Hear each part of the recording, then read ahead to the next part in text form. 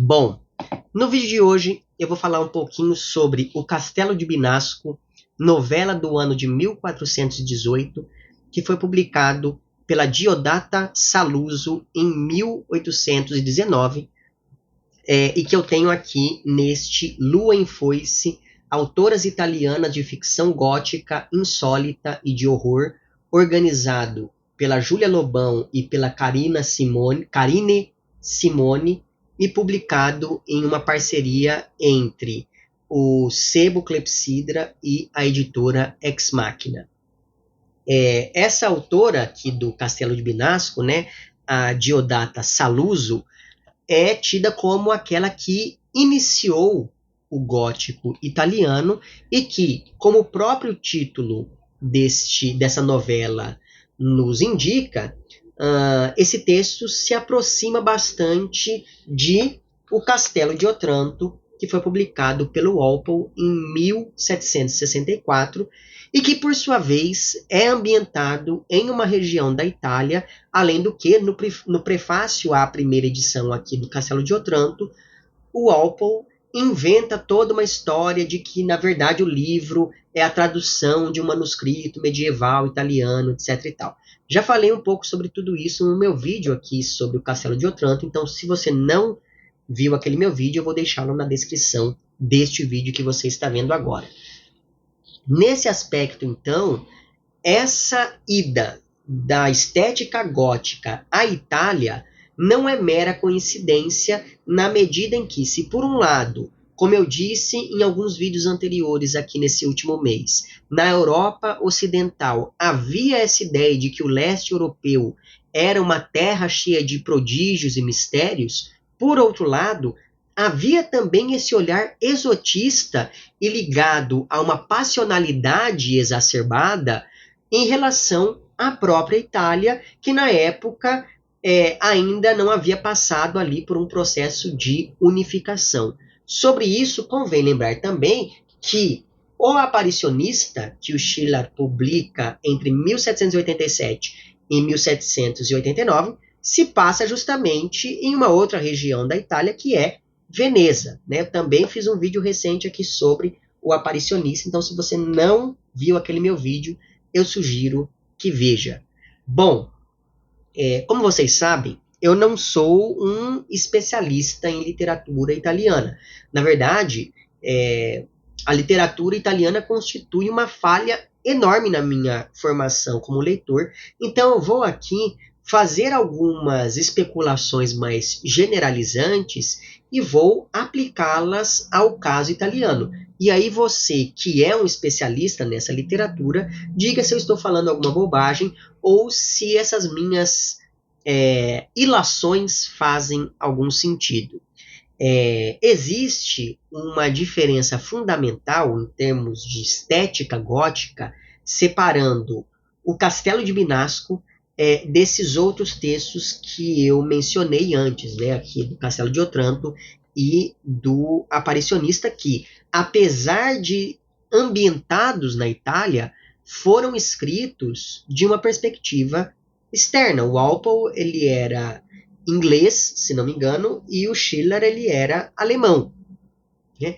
Ao passo, então, que nesses outros textos as ações eram ambientadas quase sempre à noite, o mesmo não ocorre aqui no texto da Diodata Saluzzo, exceto por uma ou outra cena que se passam ali mais no período à noite. E me parece que esse recurso por parte desses outros autores se deve ao simples fato de que a Itália era tida como uma região muito mais solar do que, por exemplo, a região da Alemanha, ou então do que a Inglaterra, né? E como esses outros autores enfatizavam bastante o sobrenatural, fosse como um dado da realidade, como ocorre aqui no Castelo de Otranto, fosse como uma manipulação, como acontece aqui no livro do Aparicionista, esse apelo ao noturno, então, dada a temática sobrenatural, esse apelo a um aspecto noturno nas narrativas contribuía para a construção de um locus horribilis ou de um locus horrendus ligado a espaços sombrios, brumosos, tétricos e etc. Já no caso aqui do Castelo de Binasco, ainda que a autora trabalhe com o sobrenatural, o medo sentido pela protagonista tem raízes muito mais concretas e sociais do que em algo sobrenatural e de outro mundo. Então aqui o sobrenatural é usado como uma ferramenta que leva, ou que pelo menos indica, horrores muito maiores. E aqui nesse ponto do vídeo, convém recuperar uma distinção feita pelo Noel Carroll em A Filosofia do Horror, que foi publicado aqui no Brasil em 1999 pela editora Papyrus. Eu não sei se é fácil encontrar esse livro, mas eu vou deixar uma capinha dele aqui na tela para que você veja. Mas enfim, nesse livro, o Noel Carroll ele recupera um outro estudioso para diferenciar e definir 4 vertentes assumidas pela literatura gótica. Então, existe o gótico histórico, que se passa em um lugar do passado e não sugere nada de sobrenatural. Existe o gótico natural, que introduz elementos aparentemente sobrenaturais, mas que logo são explicados em algum ponto da trama, mais ou menos como acontece aqui em O Aparicionista.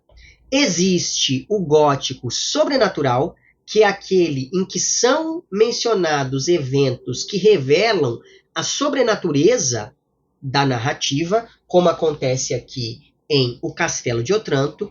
E existe, por fim, o gótico equívoco, que é aquele que abre margem para que tudo seja explicado como mero fruto da imaginação perturbada dos personagens. Pois bem, talvez por essa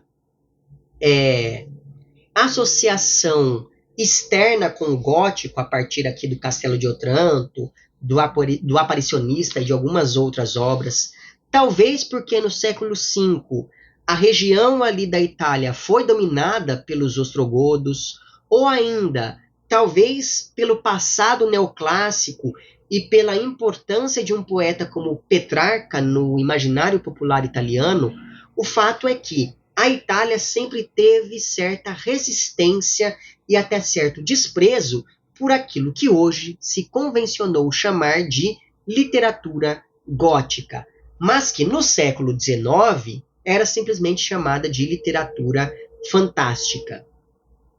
Pode ser, então, que, por ter consciência dessa rejeição ao gótico sobrenatural, a autora aqui do Castelo de Binasco recorra ao gótico natural, que é aquele em que o sobrenatural é explicado depois, na medida em que esse narrador sempre faz questão de esclarecer que os eventos sobrenaturais que acontecem na trama são fruto da ação humana. Então, talvez recorrendo a esse recurso, a autora tenha conseguido driblar um pouco ali desse desprezo que a crítica, de modo geral, sentia em relação à literatura gótica na Itália naquele início do século XIX. Por outro lado, é bom lembrar também que a grande obra da literatura italiana, que é a Divina Comédia, já tangenciava o macabro quando a gente pensa, por exemplo, no inferno descrito lá pelo Dante, né? Além disso, como a industrialização aconteceu muito tardiamente na Itália, a cultura camponesa ainda era bastante presente. E essa cultura popular, com fortes raízes na oralidade, frequentemente se volta também para a exploração do sobrenatural. E aí, eu vou fazer aqui uma especulação a partir das minhas percepções sobre esse tipo de narrativa, tá?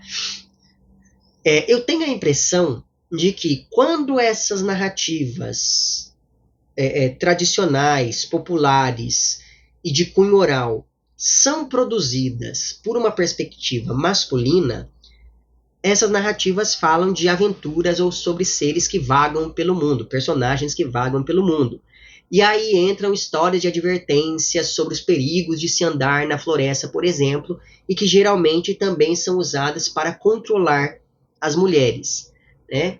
Mas o problema é que muitas das vezes as mulheres não estavam seguras nem dentro de casa, né? E aí é nesse momento que surgem narrativas feitas sob uma perspectiva feminina, e por isso mesmo, nesse tipo de narrativa, esse lugar que deveria ser sinônimo de segurança também se torna um lugar perigoso, mesmo porque os homens falavam do mundo externo, porque a eles era dado sair de casa, ao passo que as mulheres ficavam confinadas no espaço doméstico, o que certamente deveria modificar o modo como elas lidavam com esse mesmo espaço, com esse tipo de ambiente. E aí eu pensei nisso tudo porque a grande fonte do horror aqui do Castelo de Binasco, e não apenas desse conto, mas de vários outros aqui desse mesmo livro, se circunscreve à condição feminina da época, na medida em que há aqui o medo de ser violada, uma quase repulsa ao sexo, o casamento como algo terrível, o medo de envelhecer, a possibilidade de não ter a sua vontade considerada, porque a mulher é quase mais uma das posses do marido, e por aí vai. Não por acaso, há aqui em O Castelo de Binasco um contraste frequente entre as paisagens abertas, as estradas e os torneios sempre associados ali ao masculino e lugares fechados como claustros e quartos sendo associados ao feminino. E mesmo quando um homem está ocupando esse lugar de reclusão, como é o caso de um dos personagens aqui, ele faz isso depois de negar aqueles atributos que, para aquela época, eram associados aos homens. Então, a valentia, a beligerância, etc. Por outro lado, há também aqui uma personagem feminina descrita como uma mulher diferente, e ela já surge na narrativa a partir dessa posição masculina de enfrentamento e de bravura em uma cena que se passa justamente em um lugar aberto. Então, a autora, ela salienta muito o espaço claustrofóbico como um elemento a mais na criação desse locus horribilis. Além disso, há aqui no Castelo de Binasco várias outras características do gótico, tais como a mocinha sendo perseguida por um vilão, um manipulador inescrupuloso, as mentiras e segredos que rondam a narrativa, pessoas que tiram a própria vida, assassinatos terríveis, a loucura, eventos sobrenaturais, mas que depois se revelam farsas, a tensão social entre a nobreza e as classes baixas, que é algo que está posto de alguma forma aqui no Castelo de Otranto e que aparece aqui no Castelo de Binasco, principalmente quando a novela se encaminha para o fim, né? E aí, enfim, postas essas coisas, a narrativa aqui dessa novela começa nos apresentando a um jovem chamado Orombelo, que acabou de voltar da Terra Santa, ele estava em guerras, enfim, e agora ele estava indo até o castelo que dá título ao conto, ou à novela, enfim, no qual mora uma parente distante que ele não vê desde a infância e cuja beleza é tão proverbial que é comentada em todo canto. Então todo mundo sabe que aquela moça que mora naquele castelo é de uma beleza sublime. Essa moça, chamada Beatrice, se casou ainda muito nova, quando mal havia entrado na adolescência, ela tinha ainda 12 anos, com um homem rico e muito mais velho, né, e com fama ali de vencer todas as batalhas das quais participou, né, com especial atenção à batalha na qual ele derrotou um tirano ali daquela região, e isso fez com que esse sujeito fosse se tornando uma espécie de figura benquista em toda a província de Binasco. Né? Mas, como eu disse, esse homem era muito mais velho do que a Beatrice. Ela tinha ali 12 anos e ele tinha 36, mas, além disso, ele era também muito ciumento, de modo que, depois de se casar com essa menina, que será então aqui a nossa protagonista, esse homem praticamente não a deixou sair mais do castelo. E, na verdade, esse casamento nem foi vantajoso para a família da moça. Quer dizer, família não, porque a Beatrice ela é órfã e o tio dela simplesmente aceitou esse casamento para não ter de lidar mais ali com essa sobrinha indesejada. Então, como esse marido tinha fama de ser muito valente, como ele tinha dinheiro, não sei o quê, esse tio simplesmente aceitou o casamento para não ter que lidar mais com esse tipo de problema. Enfim, ocorre que o marido da Beatrice, em uma das várias campanhas às quais ele se dedicava, enquanto deixava a coitada da esposa presa dentro de casa, esse marido acabou morrendo, e aí, pouco tempo depois, chega a Binasco o tal Orumbelo, né? E aí ele se depara com essa parente distante de beleza sublime que acabou de enviuvar. E, aliás, uma coisa muito importante é a seguinte: a autora ela constrói esse texto de tal modo que a gente fica sabendo desse casamento da Beatrice com esse, ou Beatriz, enfim, com esse homem muito mais velho aos 12 anos, só que no presente da narrativa ela já está com 35 anos, e assim, ter 35 anos naquela época era um problema quando se enviuvava, né? Porque você já não está mais tão nova para casar, mas você também já não está mais velha para simplesmente se dedicar à viuvez, né? Então era um período muito complicado ali da vida. Aparentemente, o marido da Beatrice era muito mais interessado nas batalhas do que na esposa, de maneira que, durante todos esses anos de casamento, a protagonista permaneceu intocada, esse casamento não foi consumado. O fato, então, é que, talvez por isso tudo, talvez pela simpatia do Orumbelo, que era, enfim, completamente diferente desse esposo recém-falecido, o que acontece é que, claramente, a Beatrice se apaixona por esse rapaz, assim como ele também se apaixona por ela durante o tempo em que ele permaneceu ali. Porém, sendo ela viúva recente, essa moça não poderia simplesmente se casar com o primeiro cavaleiro andante que surgisse pela estrada fora, né? Então ela deveria guardar o luto durante algum tempo.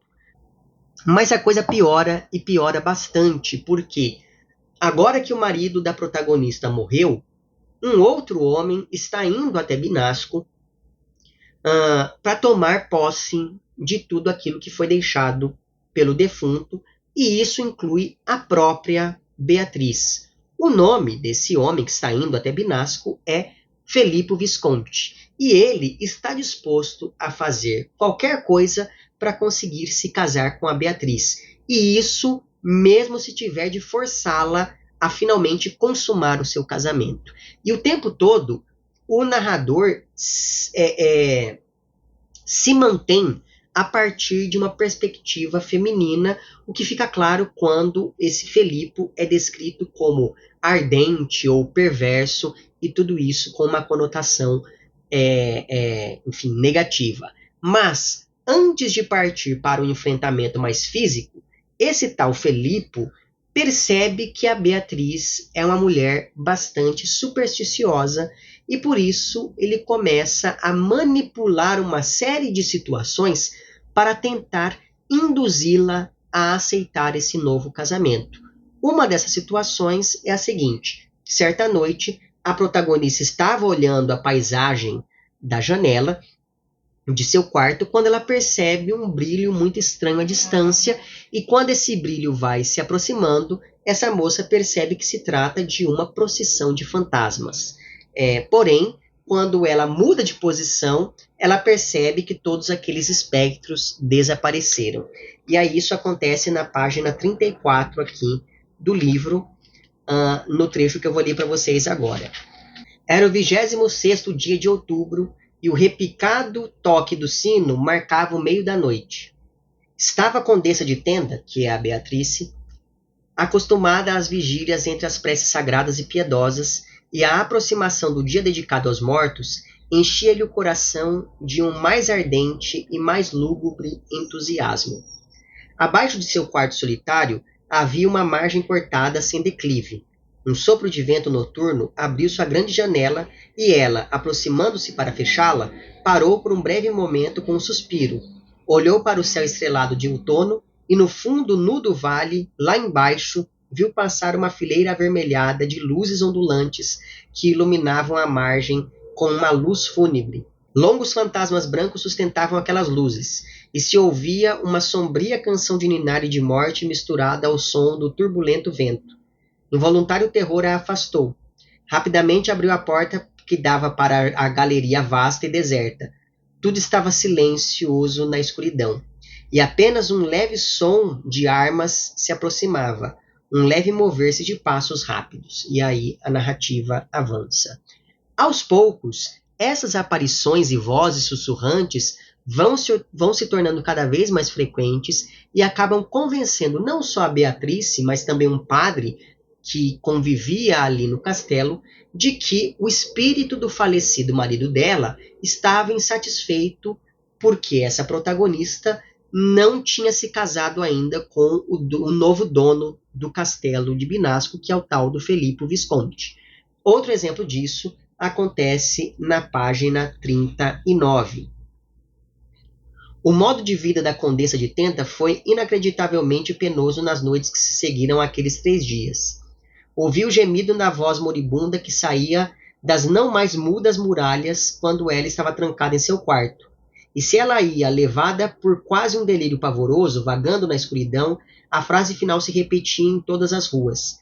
Assim, o misterioso e os fantasmas habitavam o castelo, e esses fantasmas surgiam dos sombrios subterrâneos. Não deixavam pegadas na poeira das ruínas, atravessando lentamente a rua. Nenhum homem vivente vigiava a escuridão da igreja. Ela era seguida pelo mesmo gemido, pelos mesmos fugitivos fantasmas distantes, e não ousava aproximar-se do altar profanado.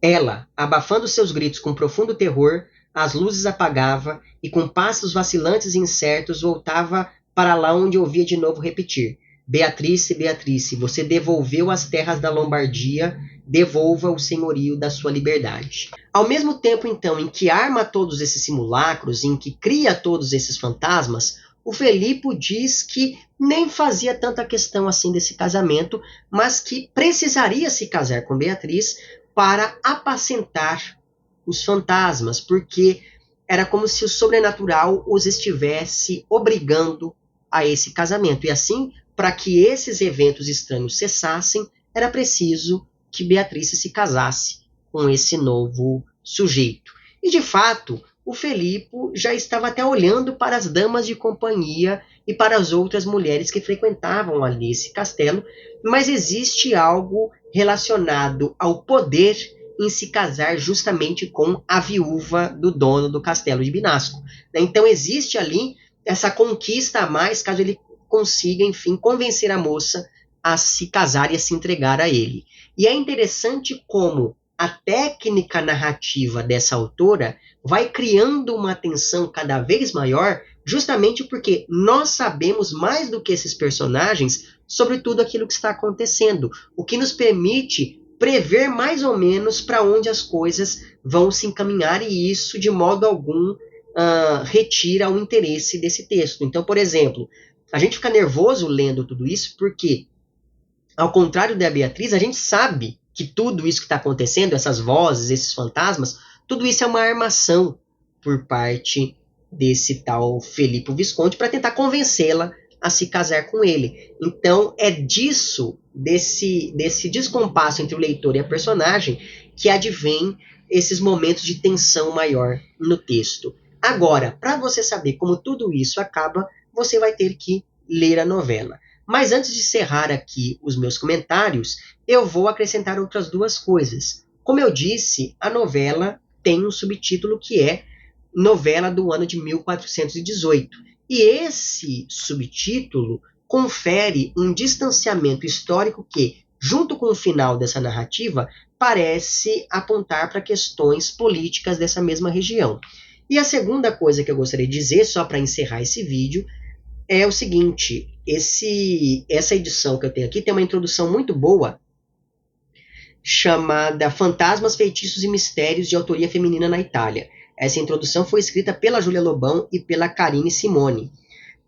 E aí o que acontece é o seguinte: aqui, em alguns trechos dessa introdução, as autoras mencionam uma estudiosa do gótico feminino, e essa estudiosa diz o seguinte entre as páginas 7 e 8 e depois mais adiante na página 10. As obras do gótico feminino, aqui entendido como a produção literária realizada por mulheres, se inscrevem na literatura ocidental não porque foram escritos por mulheres ou porque contavam histórias sobre mulheres, mas porque destacavam os horrores de gênero que estruturam o amadurecimento de suas heroínas para expor o trauma do cotidiano para as mulheres.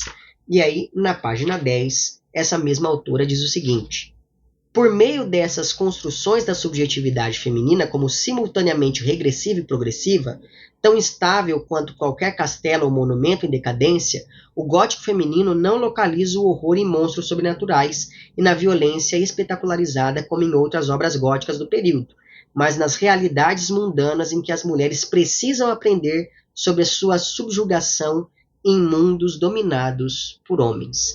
Então é muito interessante observar como essas características aparecem aqui no Castelo de Binasco, que, enfim, é uma obra da qual eu gostei bastante, por isso que eu resolvi fazer um vídeo só sobre ele aqui no canal.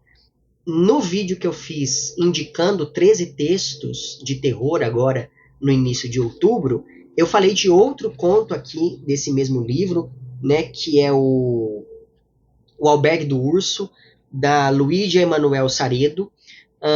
E aí, se vocês quiserem, eu faço ainda um vídeo falando sobre os outros contos, ou sobre alguns dos outros contos aqui desse Lua em Foice, cuja leitura eu recomendo enfaticamente. Então, assim, de novo, né? Pensando nessas obras góticas que eu comentei até agora, me parece que, em último lugar, está aqui o Castelo de Otranto.